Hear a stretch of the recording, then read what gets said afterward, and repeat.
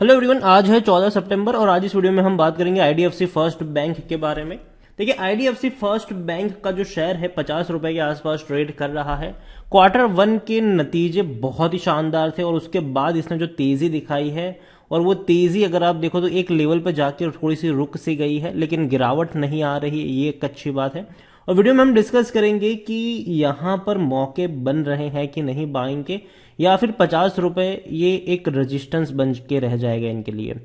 तो वीडियो को शुरू करूं उससे पहले अगर आपने अभी तक चैनल को सब्सक्राइब नहीं किया है तो प्लीज अभी इसे सब्सक्राइब कर लीजिए, क्योंकि आगे भी बहुत सारे वीडियोस हैं जो आपको काफी ज्यादा हेल्प करेंगे। तो आईडीएफसी फर्स्ट बैंक का जो शेयर है ये ट्रेड कर रहा है 50 पे। बाजार में आज गिरावट थी, लेकिन इसमें अच्छी खासी तेजी हमें देखने को मिली जरूर। और एक महीने में अगर आप देखोगे तो जैसे कि मैंने कहा कि अच्छी खासी रफ्तार पकड़ी इसने जरूर, लेकिन पिछले कुछ दिनों से 50 की रेंज में ये अटक रहा। एक हफ्ते से कह सकते हो कि 50 की रेंज में ये अटक रहा है। इवन एक साल की अगर हम बात करें तो एक साल में 4.5% का ग्रोथ है। लगातार ये टूट रहा था, टूट के बिखर रहा था। और अगर आप एक नजर करें ना इससे पहले भी, तो ये 50 रुपए के आसपास जाने के बाद ना करेक्शन दिखाया था इसने इससे पहले भी।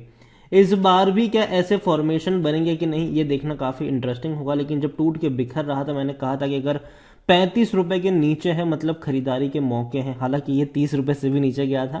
तो देखो, मैं अभी भी मानता हूं कि यहां पर करेक्शन के चांसेस है, ठीक है। लेकिन फिर भी मैं इस कंपनी को लॉन्ग टर्म के लिए रिकमेंड करूंगा, क्योंकि मुझे लगता है कि पोटेंशियल है इसमें जरूर।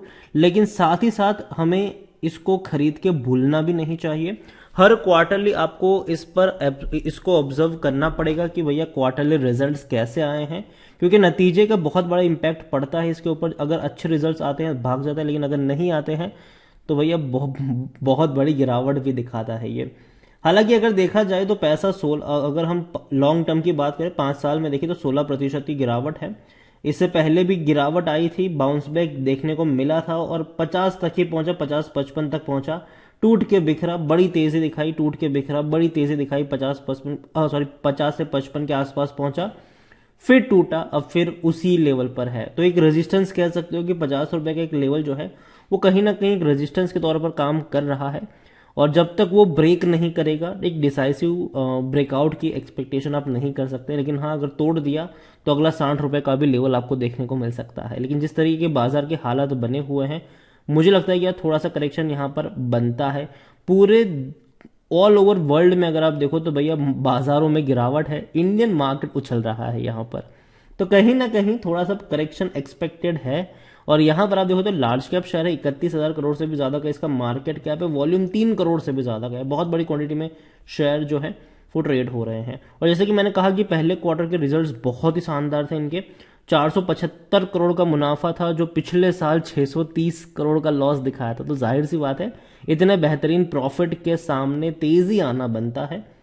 और इनके जो रेवेन्यू है उसमें भी बहुत बड़ा इजाफा हुआ है। जो रेवेन्यू 4,000 करोड़ के हुआ करते थे पिछले साल तक, वो 5,000 करोड़ पर पहुंच चुके हैं। कंपनी में अगर आप देखोगे तो एफआईल्स ने बहुत बड़ी बिकवाली करी है। 13.48% की होल्डिंग 10.99% पर आ चुकी है। 36.48% की होल्डिंग प्रमोटर के पास है। 5.19% की होल्डिंग म्यूचुअल फंड्स के पास है। 0.22% की होल्डिंग इंश्योरेंस कंपनी के पास देखने को मिल रही है। एफआईएल्स ने बेचा, म्यूचुअल फंड्स ने खरीदा। प्रमोटर का एक भी शेयर गिरवी नहीं है, अच्छी बात है। हाईएस्ट पब्लिक शेयर होल्डर में ग्लोबल डेल इन्वेस्टमेंट लिमिटेड है 7.59% की होल्डिंग के साथ। आईडीएफसी फर्स्ट बैंक, डिविडेंड की अगर हम बात करें तो 2018 में पे किया था, उसके बाद डिविडेंड पे नहीं किया है। अगर हम यहां पर देखने की कोशिश करें कि लेटेस्ट अगर हिस्ट्री पे जाए, इनकी डिविडेंड की पूरी हिस्ट्री पे चले अगर हम, तो 2018 में इसने पे किया था 75 पैसे का। 19, 20, 21, 22 अभी तक डिविडेंड अनाउंस नहीं हुआ है, ना ही पे किया है। According to Moneycontrol user, सिर्फ 21% लोग ही है जो बेचने की बात कर रहे हैं, वरना हर कोई कह रहा है खरीदारी करो। मेरी बाइंग की रिकमेंडेशन नहीं है। मैं मानता हूं कि पार्शली प्रॉफिट की भी रिकमेंडेशन नहीं रहेगी। हालांकि जिनको जरूरत है पैसों की, वो अगर चाहे तो पार्शली प्रॉफिट ले सकते हैं। अगर आपको लॉन्ग टर्म के लिए कैरी करना हो तो लॉन्ग टर्म के लिए भी कैरी कर सकते हो। लेकिन जहां तक बात है फ्रेश बाइंग की, मेरे हिसाब से थोड़ा सा इंतजार यहां पर करना चाहिए। अगर आप नजर करते हो कि कंपनी के अगर ऊपर आप नजर करें तो जून महीने में बिकवाली के ही ट्रांजेक्शन थे। हालांकि उतने बड़ा शेयर नहीं बेचा गया था, लेकिन फिर भी आप कह सकते हैं कि 3,80,000 शेयर बेचे गए थे। कंपनी में अगर आप नजर करेंगे तो खरीदारी करने का सही मौका है क्योंकि शेयर ओवरबॉट जोन में नहीं है, कोई भी रेड फ्लैग नजर नहीं आ रहा है, डिविडेंड तो पे कर ही नहीं रहा है, तो अट्रैक्टिव तो कहीं से होगा। लॉन्ग टर्म में पैसा नहीं बना है, जाहिर सी बात है अगर आप 5 साल का ग्राफ देखोगे तो 16% की गिरावट हमें देखने को मिल रही है। और देखो यार, शुरुआती दौर में ना जब भी कोई बैंक ओपन होता है, शुरुआती दौर में वो उतना बड़ा पैसा नहीं कमा पाते। अगर हम प्रॉफिट की बात करें तो रीजन ये है कि बैंक को कई सारे अपनी ब्रांचेस ओपन करनी होती है, खर्चा लगता है, एटीएम सेटअप करने होते हैं, खर्चा लगता है, खुद की ब्रांडिंग करनी होती है, खर्चा होता है भैया यहाँ पर। अभी क्या है कि आईडीएफसी फर्स्ट बैंक काफ़ी सारी काफ़ी सारी जो ब्रांचेस है वो ऑलरेडी ओपन कर चुके हैं ये। और अगर हम बात करें खर्चे की तो धीरे धीरे वो कम होता नजर आएगा, क्योंकि मार्केटिंग की अगर हम बात करें तो अच्छी खासी मार्केटिंग इनकी हो चुकी है अभी के वक्त में। तो आने वाले दौर में क्या होगा कि इनके खर्चे कम होंगे, लेकिन साथ ही साथ इनके रेवेन्यू भी बढ़ना जरूरी है, जो कि हर क्वार्टर में धीरे धीरे ही सही लेकिन बढ़ते हुए नजर भी आ रहे हैं।